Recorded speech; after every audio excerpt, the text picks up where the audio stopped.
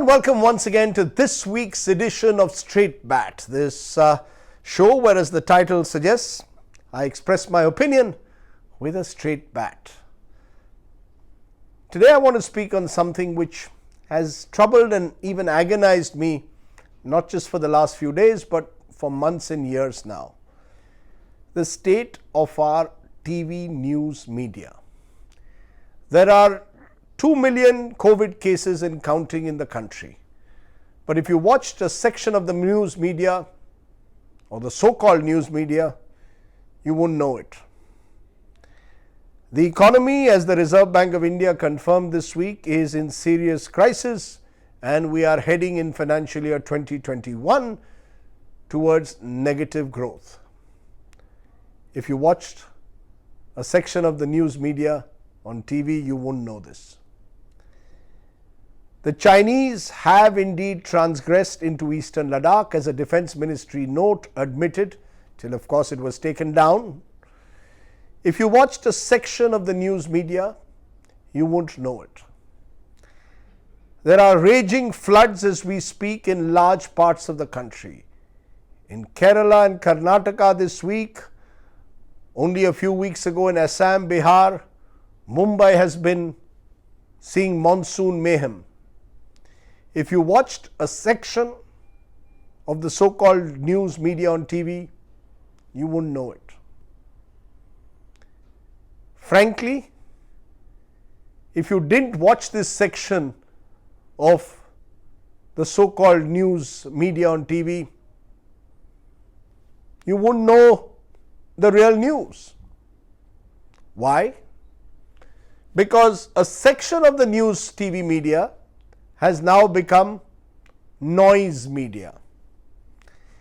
It isn't even tabloid media anymore. It's just sensation, at times for the sake of drawing in eyeballs at all costs. I believe that news is a public service. That news media is meant to inform. It's not, beyond a point certainly, meant to entertain, far from it. But what has happened in the last few days and weeks is that we have found a complete reversal of the basic foundational principles on which we became journalists. The Sushant Singh Rajput case, to my mind, marks the complete transition of news as service to news as entertainment.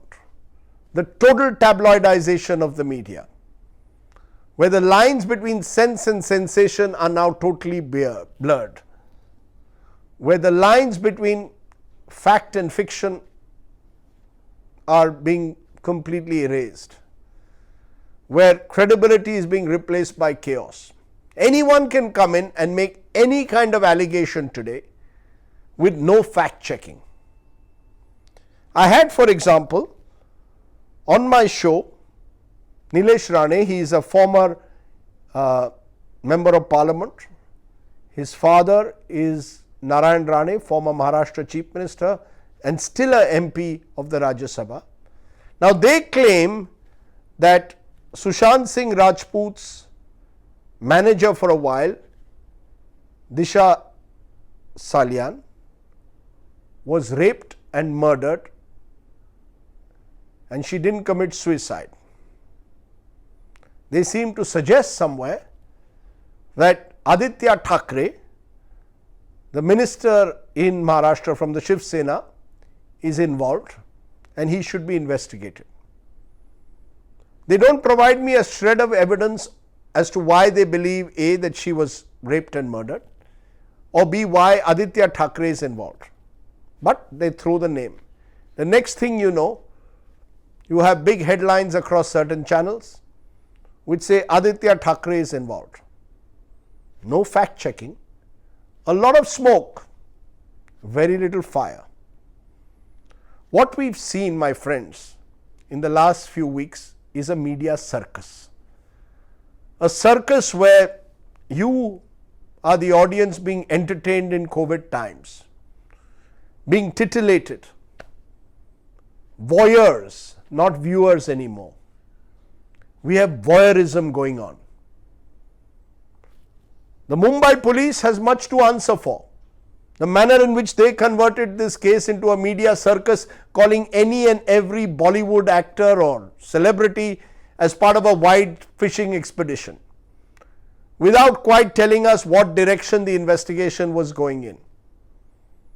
Remember, the investigation initially started with charges of nepotism, that Sushant Singh Rajput was a victim of nepotism in Bollywood.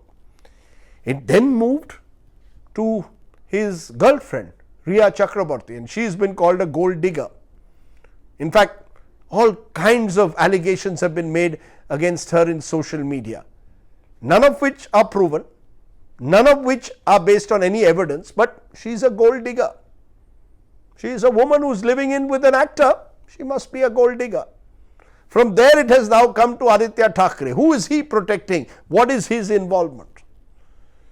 In all of this, somewhere one senses that there is a clear attempt to suggest that people are guilty and they have to prove their innocence, which is a complete reversal of what jurisprudence stands for.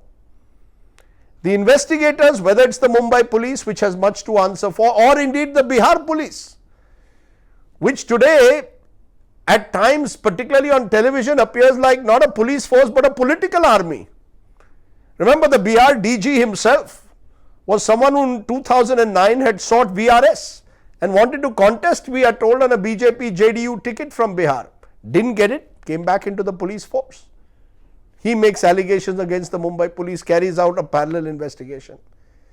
Enter the CBI, which, forgetting all jurisdictional issues which have been laid out by the Supreme Court, now wants to take over the case without even seeking the permission of the Maharashtra government necessarily.